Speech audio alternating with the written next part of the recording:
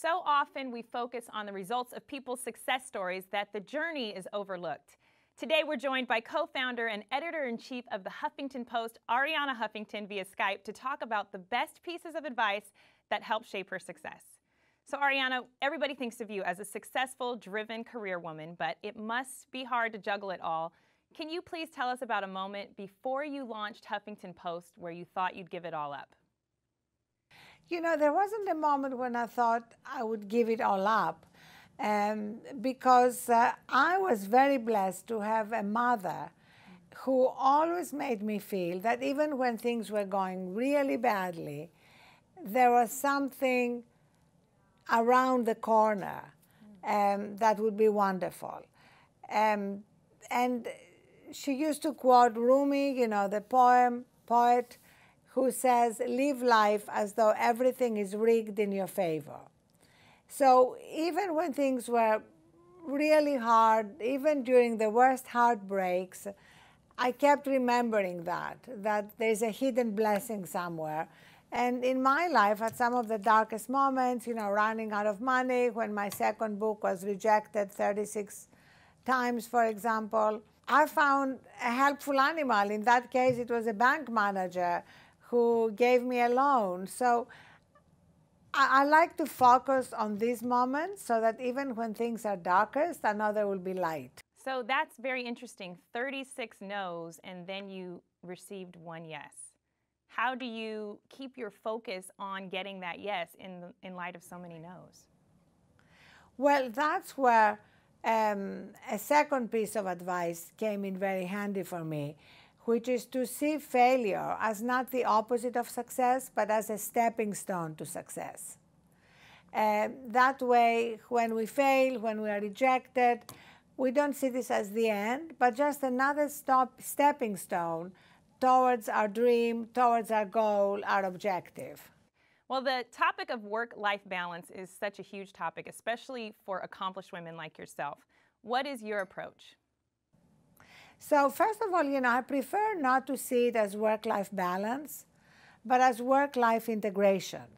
Because balance makes us think that it's going to be like a 50-50, we'll be able to spend equal time at work or at home, and the truth is life isn't like that. You know, there may be a day when your toddler is sick and you're going to prioritize being with him or her, or there may be a day when you have a deadline at work and that becomes a priority. The important thing is your life and your work integrated? By which I mean, are you consistently exhausted and burned out?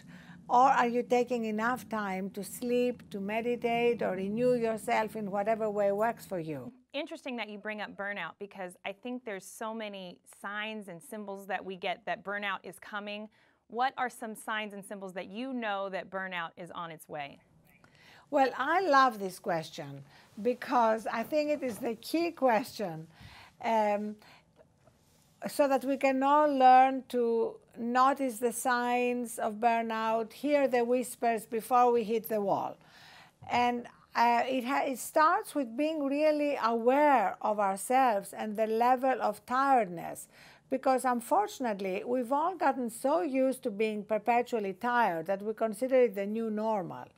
And we are much more aware of how much battery remains in our smartphones than how much battery we have left. You know, we take better care of our smartphones. You know, if they get below 13%, you know, we rush anxiously to find a recharging shrine, lest something would happen to our smartphone. We need to take the same approach to ourselves. So during the day, learn to become more conscious of when we're tired. Do we need a break now? The break would be 5 minutes to inhale and exhale consciously. Some yoga poses we can do at our desk, or go for a walk around the building. Or if you work at the Huffington Post, we have 2 nap rooms here, so you can go have a nap. Once we become aware of the signs, we can learn to course correct much faster, so that stress and exhaustion don't become cumulative. I think that's an incredible analogy, because we all recharge our phones, but we don't recharge ourselves. And thrive, this is a big word for you because it's not only the name of your New York Times best-selling book, but also your upcoming e-course on Oprah.com. Can you tell us and the viewers what to expect on the course? So the course is a 6-week course, and every week we focus on 2 steps. So it's a total of 12 steps that can take us from where we are now to thriving. And we make them very simple and microscopic.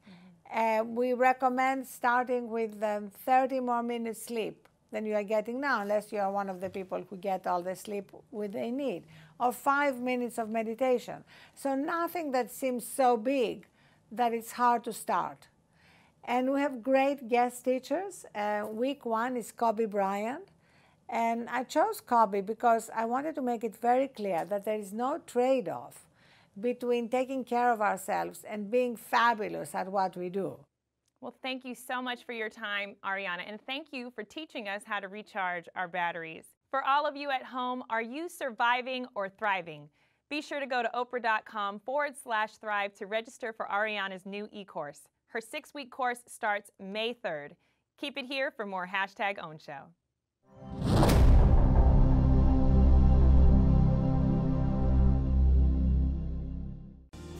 Now we want you to join the community and share this with your friends using #OWNSHOW.